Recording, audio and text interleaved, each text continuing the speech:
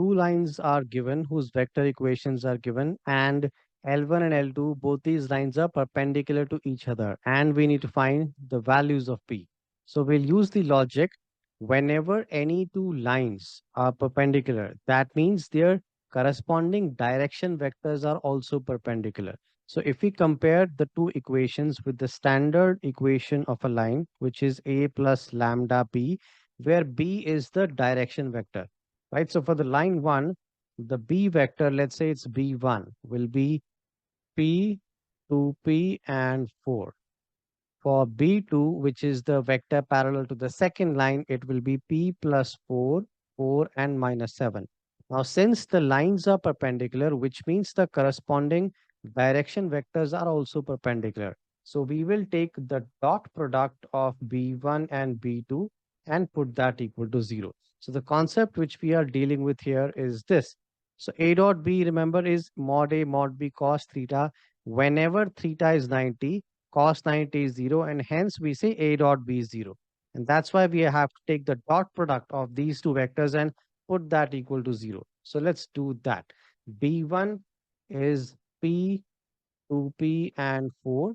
So we'll take the dot product with P plus 4, 4, and minus 7, and we'll put that equal to 0. On simplification, let's multiply the x components together, the y components together, and the z components together, put that equal to 0. So we'll get p square plus 4p plus 8p minus 28. Eventually, the quadratic which we get is p square plus 12p minus 28 equals to 0. And if we solve this quadratic equation, we'll get the value of p as minus 14 and 2. And that is the answer for the part A. These are the two possible values of p at which the lines are perpendicular. Moving to the part B, in the case that p is negative, which means p is negative 14. For p is equal to minus 14, we need to establish whether the lines intersect or not. Let's put the value of p as minus 14 in both these equations. So for the line 1, L1, we'll get r is equal to 2. The value of p is minus 14, so minus 14 plus 9 will become a 5. Minus 14 plus 9 is a minus 5. Minus 3 plus lambda times p is minus 14 minus 28 then, and the z component will be 4. All we are doing is just putting p as minus 14 in both these equations. Similarly, for the second line L2, r will come out as 14, 7 minus 14 plus 12, which will give us minus 2 plus mu times minus 10, 4, and minus 7.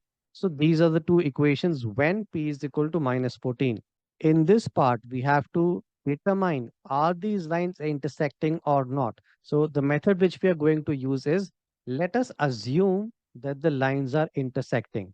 And then we will do some calculations, and eventually if everything satisfies, that means the assumption was correct. But if some equations are invalid, that means the assumption is also invalid. So how are you approaching this? We are assuming that the lines are intersecting. Now, since the lines are intersecting, the x component from the line 1 will be equal to the x component from the second line. Similarly with the y component, similarly with the z component. So let's do that. Assuming L1 and L2 are intersecting at a single point, so let's equate the x component. So for line 1, the x component is 2 minus 14 lambda. And for the line L2, x component is 14 minus 10 mu. And let's equate the two. So the equation which we are going to get is 2 minus 14 lambda equals to 14 minus 10 mu. Let's say this is our equation 1. For the second equation, we equate the y component. So minus 5 minus 28 lambda will be equal to, similarly in L2 it is 7 plus 4 mu. That's the second equation. And for the last equation, let's equate the z components. Minus 3 plus 4 lambda equals to minus 10 minus 7 mu. That's the third equation.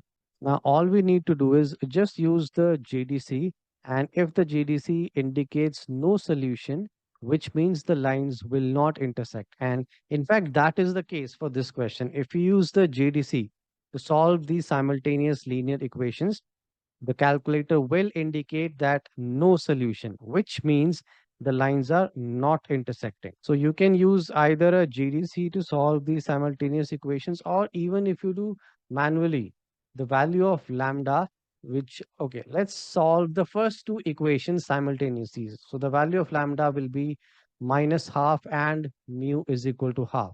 We get these values by solving equation 1 and 2. Now to cross check, what we'll do, we'll put the value of lambda and mu, which we have found out, and put that in equation 3. If the equation 3 satisfies, that means the lines are intersecting. But in this case, the value of lambda and mu, which we get, if we put that in the equation 3, the equation 3 will not satisfy. Left hand side and right hand side will not be equal. Hence, we can easily say that the lines are not intersecting. In this question, the initial position of a mermaid is given and the velocity vector is also given. So we are supposed to find the position of the mermaid after t seconds. So we use the basic formula r is equal to a plus pb, where r stands for the position vector at any given time. A vector will be the initial position vector, which in this case is 15, 8, and minus 1. T is the time and B is the velocity vector. Let me write, B stands for the velocity vector. Now, A vector in this case will be 15, 8, and minus 1. So let's write that down. So R vector should be A, which is 15, 8, and minus 1, plus T, which is the time. Now, velocity vector is also given in the question, which is 3i minus 5j minus 9 by 2k. So let's write that in the column notation, 3 minus 5 minus 9 by 2. And let's simplify this. So for the x coordinate, we'll have 15 plus 3t. For the y coordinate, it will be 8 plus t into minus 5. So that will become 8 minus 5t. Similarly, for the z coordinate, it will be minus 1 minus 9 by 2t. So let's write it down. We'll get 15 plus 3t, 8 minus 5t, minus 1 minus 9t by 2. So this is the position vector of the mermaid after t seconds, and hence the answer for part A. For the B part, we have to find the speed of the mermaid. Now the velocity vector is already given. So we need to just remember one basic step, that speed is nothing but the magnitude or modulus of the velocity vector. So velocity vector in this case is 3i minus 5j minus 9 by 2k. That's given. Let's figure out the modulus of this. So we do square root of x square plus y square plus z square. So we get 3 square plus minus 5 square plus minus 9 by 2 whole square. And if we simplify this and get a value, this will be approximately equal to 7.37. And since the velocity vector unit was meters per second, so speed also will have the same unit. So let's repeat. To find the speed, we have to just find the modulus or the magnitude of the velocity vector. Part C, we have to find the time when the mermaid reaches a depth of 28 meters. So in this part C, the keyword here is depth, because in the position vector, observe we have three coordinates, the x, y, and z. We need to first understand which of these coordinates represents depth. So remember this as a rule. Depth is basically the z coordinate, the z coordinate. So the question was the time when the mermaid reaches the depth of 28. So look at the z coordinate, which is minus 1 minus 9t by 2. This needs to be equal to 28. So let's write it down. Z coordinate minus 1 minus 9t by 2 equals to 28. Let's simplify this. So 9t by 2 will become 27.